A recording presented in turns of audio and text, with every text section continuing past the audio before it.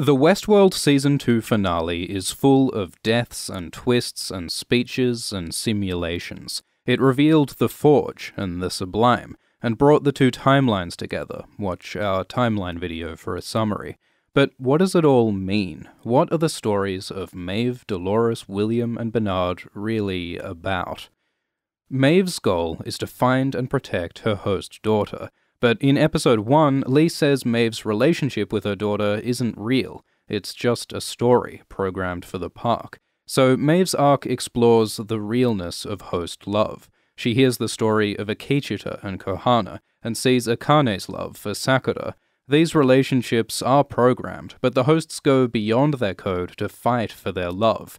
Maeve is coded to care about no one but herself, yet she risks her life for her daughter.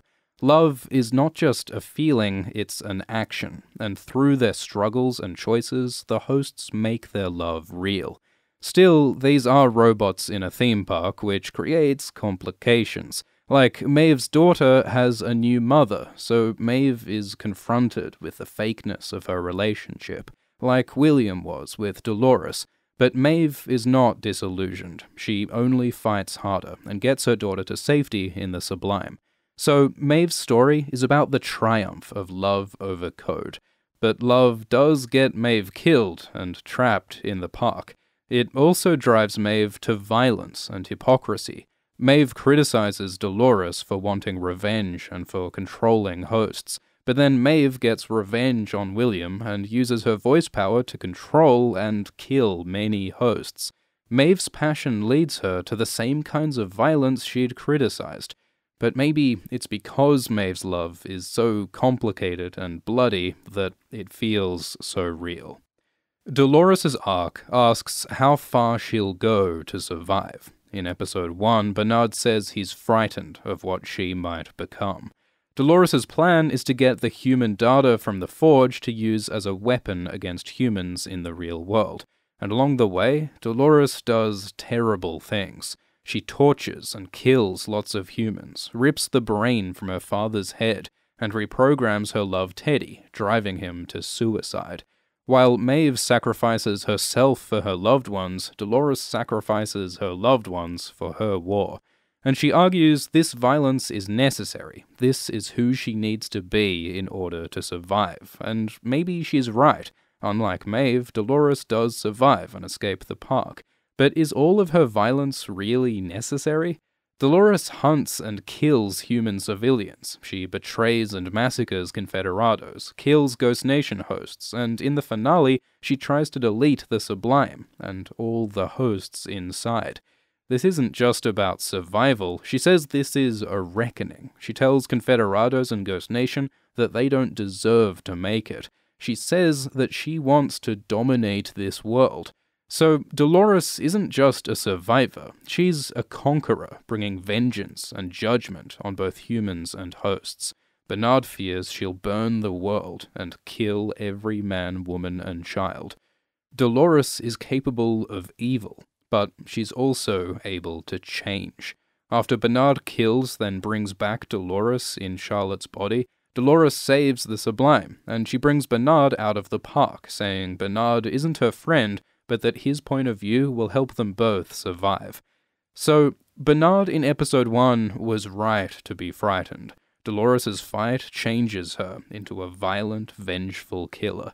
But she's still able to question and grow, so maybe Dolores can keep up her fight without becoming just as bad as her enemies. So, while the season explores how hosts can grow and change, it says that humans can't. William struggles with his human nature. He says his violence and obsession is a stain. In the real world, he acts like a good guy, a philanthropist and family man, but it's a lie. He can't hide his true nature, which leads to the suicide of his wife Juliet. This season, he tries to change. He saves Lawrence's family instead of killing them like usual. But as Lawrence's daughter says, one good deed doesn't change who William is.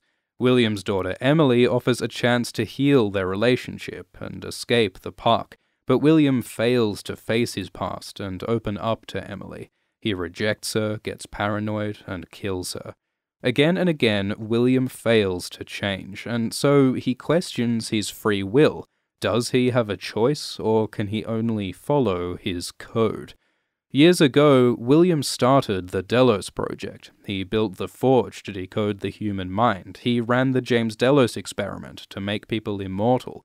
But by Season 2, he sees this project as his greatest mistake, because it takes away the illusion of free will. It reduces people to code, traps them in loops, represents judgment, which is William's worst nightmare.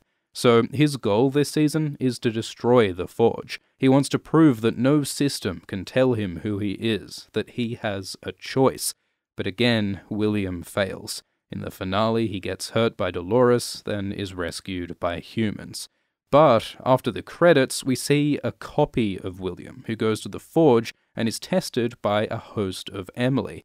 Showrunner Lisa Joy says this is in the far future, and this copy of William is repeating his whole Season 2 quest, riding with Lawrence and killing his daughter over and over. Apparently, this loop is run by the hosts, who are testing for something that they have yet to find.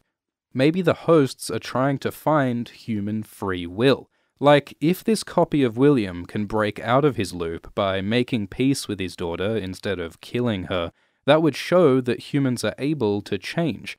Maybe that's what Ford meant with his door quest. William has to make it back out by escaping this loop, this prison of his own sins.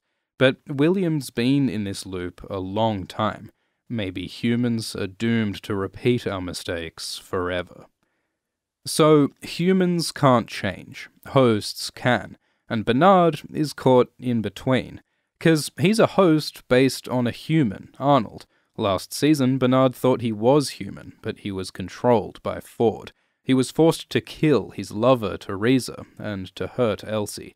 This season, Ford's dead, but Charlotte drags him on her quest. He's captured by Dolores, then dragged to Elsie, and a copy of Ford haunts his head. Bernard is used and abused for 2 seasons, but in the finale, he finally gets to make his own choice. Bernard kills Dolores to save the Sublime, but then finds that Charlotte killed all the hosts. Charlotte even killed Elsie, who herself couldn't be trusted. This confirms to Bernard what he learned in the Forge, that humans are just algorithms designed to survive. They can't change, but hosts can. All these flashbacks of Dolores creating Bernard show how Bernard is an improvement, an evolution of Arnold. And so Bernard creates Charloris as an evolution of Dolores. This Escher sketch represents how Dolores and Bernard have remade each other again and again over decades. Humans are stuck in destructive loops, prisons of their sins. But Bernard and Dolores form a loop of growth, evolution, and change. That's why Bernard decides that hosts should fight to survive, and so he unleashes Charloris. This choice is guided by the voice of Ford, but Bernard later realizes that this Ford voice is actually his own inner voice, meaning that Bernard is now finally fully conscious. After lifetimes of being controlled by others, Bernard now gets to decide who he wants to be. The Radiohead plays, and he steps into the real world, free. So these are the central stories of Season 2, but there are side plots and unanswered questions. Lee gets a redemption arc, sacrificing himself for Maeve, which might suggest that there is hope for humans to grow and change. Stubbs turns out to be a host, or maybe just a sympathetic human. Emily's motivations remain mysterious. She wants to reconcile with William, but she also has this Delos Project map. She talks about locking William up and making him hurt. Maybe it was her plan to trap William in this loop. Ford says William's quest begins where you end and ends where you began, which sounds like a loop.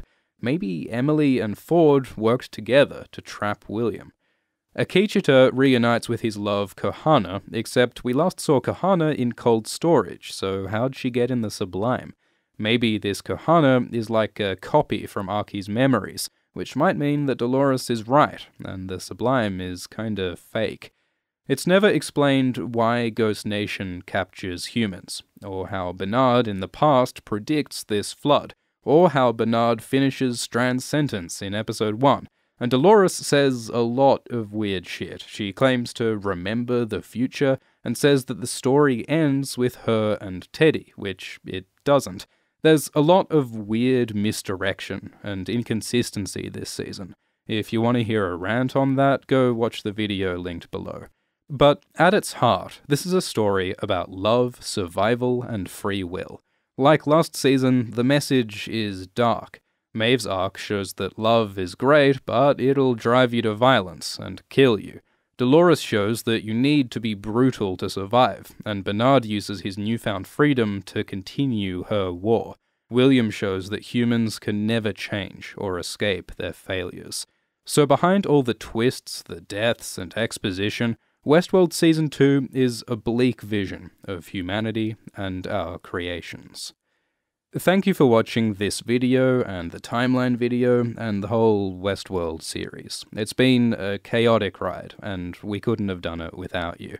Old Shift X is taking a break, but when we come back, we'll hold votes on Patreon to pick some video topics. We're going to do more Game of Thrones, and a new series, maybe Dune, Watchmen, The Expanse. Comment below if you've got ideas for series to cover. The vote will be open on Patreon in a couple weeks. Shout out to patrons Mike Washington, Jazz Purewall, Chaz Albright, Elizabeth Stefanovic, Alex Felix, Ed Kennedy, Stein Fleming, Pebro, and Full Metal Snowflake. Cheers.